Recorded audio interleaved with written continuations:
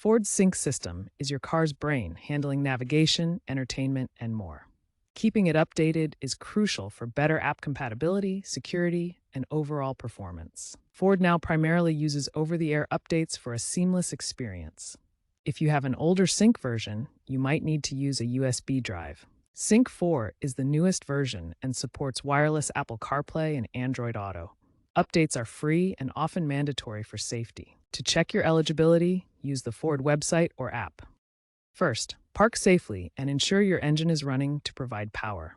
For OTA updates on Sync 4, connect to Wi-Fi or activate Ford Pass Connect. On your Sync screen, go to Settings, then General, and finally Software Update, or use the Ford Pass app. If an update is available, confirm the download. Installation can take up to an hour. Do not turn off the car.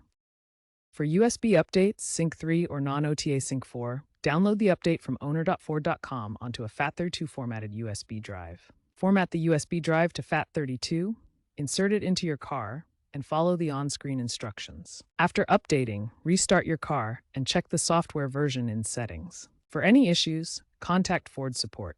Ensure your car battery is charged above 50% to avoid update problems.